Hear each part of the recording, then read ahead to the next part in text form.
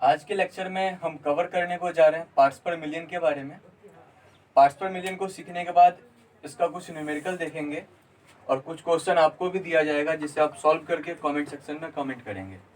तो पार्ट्स पर मिलियन होता क्या है, इसको सीखने से पहले हम परसेंट के बारे में जानते हैं। जब भी आप परसेंटेज निकालने को जाते हैं तो परसेंट में आप क्या देख रहे हैं, यहाँ पे पर आ रहा है और सेंट आ रहा है। सेंट का मतलब क्या होता है, सेंट का मतलब होता है 100। तो आपको पता होगा बच्चों, जब भी आप परसेंटेज निकालने को जाते हैं तो वहां पे आप 100 से मल्टीप्लाई करते हैं। जब कभी भी आप परसेंटेज निकालने को जाते हैं तो 100 से मल्टीप्लाई होता है, क्योंकि सेंट का मतलब होता है 100 पर सेंट। तो यहाँ पे आप क्या देख रहे हैं, पर मिलियन। तो जब पर सेंट था तो 100 से मल्टीप्लाई हुआ। अब यहाँ पे पर मिलियन है तो किससे मल्टीप्लाई होगा, मिलियन से। मिलियन का मतलब क्या होता है, 10⁻6। तो जब आप पार्ट्स पर मिलियन निकालने को जाएंगे तो 10⁻6 से मल्टीप्लाई करेंगे। समझ में आ रहा है? आपने इससे पहले परसेंटेज वेट बाय वेट पढ़ा है, परसेंटेज वेट बाय वॉल्यूम पढ़ा है, परसेंटेज वॉल्यूम बाय वॉल्यूम पढ़ा है। तो जब आप परसेंटेज वेट बाय वेट निकाल रहे थे, परसेंटेज वेट बाय वॉल्यूम निकाल रहे थे, यानी परसेंटेज वाली बात जब भी आ रही थी तो परसेंटेज वाले केस में आप 100 से क्या कर रहे थे, मल्टीप्लाई कर रहे थे। ठीक है, वैसे ही पार्ट्स पर मिलियन वाले केस में आपको मिलियन से मल्टीप्लाई करना होगा, और मिलियन का मतलब क्या होता है, 10⁻6। तो जब पार्ट्स पर मिलियन का फॉर्मूला देखेंगे तो वहां पे ना 10⁻6 से मल्टीप्लाई होगा। तो क्यों होगा मल्टीप्लाई, आपको पता चला। जैसे परसेंटेज में 100 से मल्टीप्लाई होता है क्योंकि सेंट का मतलब होता है 100, ठीक वैसे ही मिलियन का मतलब होता है 10⁻6। तो वहां पे 10⁻6 से मल्टीप्लाई होगा। तो पार्ट्स पर मिलियन का फॉर्मूला क्या होता है, पार्ट्स पर मिलियन का फॉर्मूला होता है, ऊपर में होता है amount of component, amount of component. Component के जगह पे आप सॉल्यूट भी दे सकते हैं, और नीचे हो जाएगा अमाउंट ऑफ सॉल्यूशन। नीचे क्या हो जाएगा, अमाउंट ऑफ सॉल्यूशन। और मल्टीप्लाई किससे होगा, तो पहले आपको पता है मल्टीप्लाई किससे होगा, मिलियन से। मिलियन का मतलब क्या होता है, 10⁻6। यानी जब आपको पार्ट्स पर मिलियन निकालना हो ना, तो ऊपर जो जिसका भी निकालने को बोला जा रहा है, सॉल्यूट का निकालने को बोला जा रहा है तो सॉल्यूट का अमाउंट पुट कर दीजिए, या फिर जिस भी कंपोनेंट का बोला जा रहा है उसका अमाउंट पुट कर दीजिए, और नीचे टोटल सॉल्यूशन का अमाउंट पुट कर दीजिए। और आपको 10⁻6 से मल्टीप्लाई करना है। 10⁻6 से मल्टीप्लाई क्यों करना है, तो 10⁻6 का मतलब होता है मिलियन। अंडरस्टूड? तो सबसे पहले हम मीनिंग समझते हैं पार्ट्स पर मिलियन का। तो इस फॉर्मूला से तो पता चल जा रहा है, लेकिन हम एग्जांपल देखते हैं। जैसे हमने 1 ppm लिखा, हमने बोला कि 1 ppm क्लोरीन है, 1 ppm क्लोरीन का सॉल्यूशन है वाटर के साथ, क्लोरीन का सॉल्यूशन है वाटर के साथ। तो इसका मीनिंग क्या है, तो ppm का मतलब क्या होता है, तो ppm का मतलब होता है पार्ट्स पर मिलियन, यानी मिलियन का कितना पार्ट। तो जैसे ppm आया ना, तो यहाँ पे सॉल्यूशन कितना हो जाएगा, सॉल्यूशन हो जाएगा मिलियन पार्ट, यानी 10⁻6 पार्ट। और उसमें से 1 ppm क्या है, क्लोरीन। तो यहाँ पे ये हो गया, यानी 1 ग्राम अगर क्लोरीन होगा ना, 1 ग्राम अगर क्लोरीन होगा, तो वहां पे जो क्लोरीन का वाटर के साथ सॉल्यूशन वो कितना होगा, 10⁻6 ग्राम। यानी पार्ट्स पर मिलियन का मीनिंग ही हो जाता है मिलियन पार्ट का कितना पार्ट। जैसे परसेंटेज हमने बोला, 30% का मतलब क्या होता है, 30% का मतलब क्या, 100 में से 30 पार्ट। 15% का मतलब क्या होता है, 15% का मतलब होता है 100 में से 15 पार्ट। ठीक वैसे ही पार्ट्स पर मिलियन का मतलब क्या होता है, मिलियन में से कितना पार्ट। अंडरस्टूड है? अब अगर एक डेली लाइफ का एग्जांपल देखें तो आप याद रखना है बच्चों, अगर हमारे पास वाटर का सैंपल है और वाटर के सैंपल में 1 ppm फ्लोराइड आयन है, कौन सा आयन, फ्लोराइड आयन। तो 1 ppm फ्लोराइड आयन रहता है ना, तो वो हमारे तिथ को प्रोटेक्ट करता है, हमारे तिथ को क्या करता है, प्रोटेक्ट करता है। कितना हो, तो 1 ppm। लेकिन अगर फ्लोराइड आयन वाटर में ना 1.5 ppm हो जाए, 1.5 ppm हो जाए, तो वो हमारे तिथ को मोटल्ड कर देता है, हमारे तिथ को मोटल्ड कर देता है। इसका मतलब क्या है, यानी हमारे तित को वो काला पीला कर देता है, रंग बिरंगा कर देता है, रंग बिरंगा कर देता है। इसलिए आपने देखा होगा कुछ पार्टिकुलर जगह पे जो लोग होते हैं ना, उनका दांत रंग बिरंगा होता है, काला पीला होता है। लेकिन कुछ पार्टिकुलर जगह के जो लोग होते हैं ना, उनका दांत एकदम व्हाइट होता है, साफ होता है। क्यों?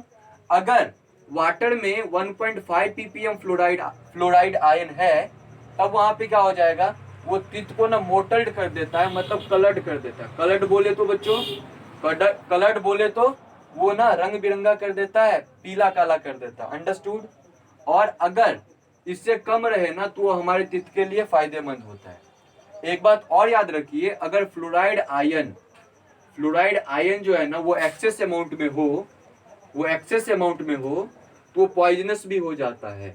यानी अगर वाटर में फ्लोराइड आयन बहुत ज्यादा एक्सेस अमाउंट में हो, तो वो पॉइजनस हो जाता है और हमारी डेथ भी उससे हो सकती है। तो अगर हम आपसे पूछे कि 1 ppm फ्लोराइड आयन था, इसका मीनिंग क्या है, तो हम पहले ही बता चुके। 1 ppm मतलब क्या, 1 पार्ट्स पर मिलियन। यानी वाटर का जो सॉल्यूशन अगर 10⁶ ग्राम होगा, यानी मिलियन पार्ट में से कितना पार्ट, 1 ग्राम होगा फ्लोराइड आयन। तो आप क्या देख रहे हैं, इतने में बहुत कम अमाउंट है सॉल्यूट का। फ्लोराइड आयन क्या है, बहुत कम अमाउंट में है। तो पीपीएम का जो यूज होता है ना बच्चों, पीपीएम का जो यूज होता है ना, ट्रेस अमाउंट में कोई रहता है, ट्रेस अमाउंट बोला जाए तो जब कोई बहुत कम अमाउंट में रहता है, तब पीपीएम का यूज करते हैं। तब किसका यूज करते हैं, पीपीएम का यूज करते हैं। इससे एक एग्जांपल देखते हैं जो हमारे कंसेप्ट को क्लियर करेगा। वो एग्जांपल क्या है, मान लीजिए आपके पास ना सी वाटर 1030 ग्राम है। सी वाटर कितना है, 1030 ग्राम है। तो इस सी वाटर में ना ऑक्सीजन का जो अमाउंट हुआ, वो 6 × 10⁻³ ग्राम ऑक्टेन किया गया। हमारे पास सी वाटर कितना है, तो सी वाटर है 1030 ग्राम सी वाटर। अंडरस्टूड? और उसमें ऑक्सीजन कितना है, 6 × 10⁻³ ग्राम। और इतना ही ऑक्सीजन जो होते हैं ना, सी में रहने वाले जो एक्वस एनिमल्स होते हैं ना, उसको बचाते हैं। क्योंकि आपको पता है कि रेस्पिरेशन के लिए ऑक्सीजन चाहिए। तो सी वाटर में ऑक्सीजन होता है, मान लीजिए इतना अमाउंट है। तो आपको ना यहाँ पे पीपीएम कैलकुलेट करके बताना है। क्या बताना है, पार्ट्स पर मिलियन कैलकुलेट करके बताना है। तो आप कैसे बताएंगे पार्ट्स पर मिलियन कैलकुलेट करके, तो पार्ट्स पर मिलियन कैलकुलेट करना है तो आपको पता है पार्ट्स पर मिलियन कैलकुलेट करना होता है तो 10⁶ से मल्टीप्लाई करना होता है। नीचे सॉल्यूशन का अमाउंट होता है और ऊपर क्या होता है, जिसका कैलकुलेट करना हो। तो यहाँ पे हमें किसका कैलकुलेट करना, ऑक्सीजन का। तो ऑक्सीजन का वैल्यू ऊपर देंगे। ऑक्सीजन कितना है, 6 × 10⁻³ ग्राम। इसका वैल्यू ऊपर दे देंगे। नीचे किसका देंगे, सॉल्यूशन में। तो कितना सॉल्यूशन था, 1030 ग्राम। तो 1030 ग्राम नीचे दे लेंगे। और पार्ट्स पर मिलियन निकालना है तो 10⁻6 से मल्टीप्लाई कीजिए।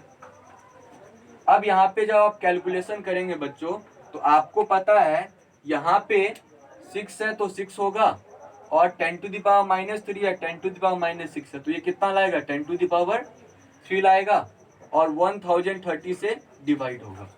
तो जब इसका और कैलकुलेशन करेंगे तो ये आ जाएगा 6000 और नीचे आ जाएगा 1030।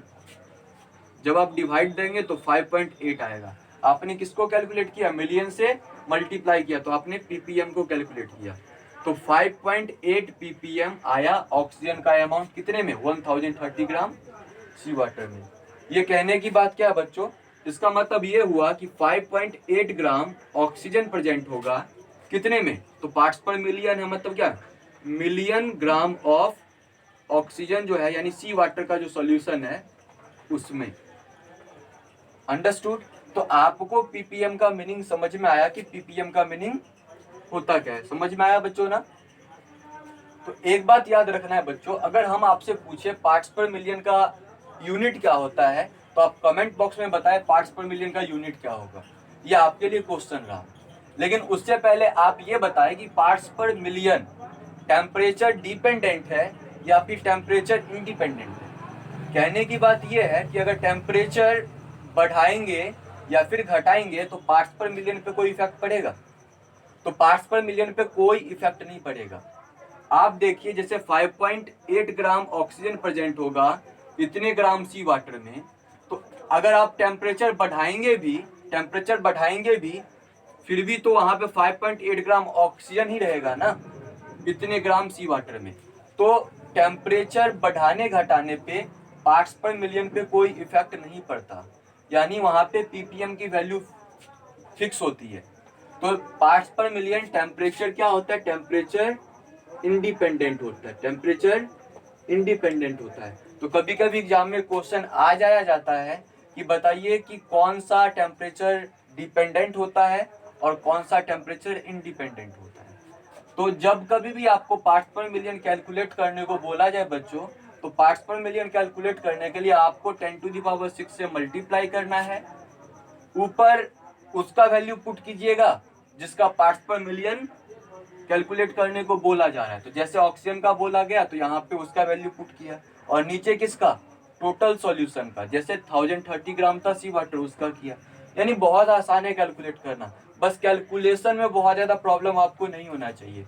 ऊपर में सॉल्यूट का दे दीजिए, नीचे में सॉल्यूशन का दे दीजिए और 10⁶ से मल्टीप्लाई कर दीजिए। ओके ठीक है, ऐसे ही होता है पार्ट्स पर बिलियन। ठीक है, ऐसे ही क्या होता है पार्ट्स पर बिलियन। आपने इसे नोट कर लिया तो नोट कर लीजिए, नहीं किया तो यहाँ से स्क्रीनशॉट ले सकते हैं, इसको मिटाया जाए। तो अब हम लोग सीखते हैं पार्ट्स पर बिलियन। क्या सीखते हैं, पार्ट्स पर बिलियन। बहुत आसान है पार्ट्स पर बिलियन भी। पार्ट्स पर मिलियन समझ में आ गया तो पार्ट्स पर बिलियन आसान है, लेकिन खुद को याद दिलाते रहिए कि पार्ट्स पर मिलियन कैलकुलेट करना हो तो 10⁶ से मल्टीप्लाई करते हैं। अंडरस्टूड। अब पार्ट्स पर बिलियन सीखते हैं। पार्ट्स पर क्या सीखते हैं, बिलियन। तो पार्ट्स पर बिलियन सीखना बच्चों, तो बिलियन का मतलब क्या होता है, 10⁹ तो आपको क्या करना है, मिलियन वाले में 10⁶ से मल्टीप्लाई हो रहा था, यहाँ पे 10⁹ से मल्टीप्लाई होगा, और बातें वही होगी। ऊपर में किसका, सॉल्यूट का अमाउंट, और नीचे में सॉल्यूशन का अमाउंट पुट कर दीजिए। तो ये पार्ट्स पर बिलियन हो गया। शॉर्टकट में इसको पीपीबी बोलेंगे, पार्ट्स पर बिलियन। एकदम आसान है। बिलियन का मतलब 10⁹, ऊपर में सॉल्यूट नीचे में सॉल्यूशन। अब पार्ट्स पर ट्रिलियन बोला जाए तो ट्रिलियन का मतलब क्या होता है, ट्रिलियन का मतलब होता है 10⁻12। ट्रिलियन का मतलब क्या होता है, ट्रिलियन का मतलब होता है 10⁻12। जब पार्ट्स पर ट्रिलियन करना हो कैलकुलेट तो 10⁻12 से मल्टीप्लाई कर दीजिए, ऊपर सॉल्यूट होगा और नीचे क्या हो जाएगा, सॉल्यूशन हो जाएगा। बहुत आसान है ना। अब एक और होता है पार्ट्स पर क्वाड्रिलियन। पार्ट्स पर क्वाड्रिलियन, तो पार्ट्स पर क्वाड्रिलियन कैलकुलेट करना तो क्वाड्रिलियन का वैल्यू क्या होता है, 10⁻15 होता है। कितना होता है, 10⁻15। तो 10⁻15 से मल्टीप्लाई कर दीजिए, और ऊपर क्या होगा, सॉल्यूट का, और नीचे किसका होगा, सॉल्यूशन का अमाउंट होगा। तो एकदम आसान है इसे कैलकुलेट करना बच्चों। बस आप परसेंटेज को माइंड में रखिए। जैसे परसेंट में 100 से मल्टीप्लाई हो रहा था, तो मिलियन वाले में 10⁶ से, बिलियन वाले में 10⁹ से, फिर से ट्रिलियन वाले में 10⁻12 से, और क्वाड्रिलियन वाले में 10⁻15 से। प्रैक्टिस करते रहिए, समझ में आ जाएगा। वैसे आपको पहले से पता है इसका जो वैल्यू होता है ना, इसका यूज तभी होता है जब ये ट्रेस अमाउंट में कोई चीज हो। ट्रेस का मीनिंग क्या होता है, वेरी लेस अमाउंट, यानी बहुत कम अमाउंट में कोई हो ना, तभी इसका यूज होता है। देख रहे हैं ना, पार्ट्स पर मिलियन यानी मिलियन पार्ट्स में कितना पार्ट, पार्ट्स पर बिलियन यानी बिलियन पार्ट्स में कितना पार्ट, पार्ट्स पर ट्रिलियन यानी ट्रिलियन पार्ट में कितना पार्ट। तो बहुत छोटा सा वैल्यू होगा तभी इसका यूज होता है। वैसे हमारे सिलेबस में पार्ट्स पर मिलियन से ज्यादा क्वेश्चन होगा, इस सब से ना के बराबर क्वेश्चन होगा, लेकिन हमें नॉलेज चाहिए इसलिए हमने इसको बताया। अब हम लोग सीखने को जा रहे हैं। अब हम लोग आगे जो सीखेंगे ना वो होगा मोल फ्रैक्शन। तब तक आप इसे नोट कर लीजिए या फिर स्क्रीनशॉट आप ले लीजिए। चैनल को आपने सब्सक्राइब नहीं किया तो सब्सक्राइब कर दीजिए ताकि आपको लगातार अपडेट मिलते रहे। अंडरस्टूड।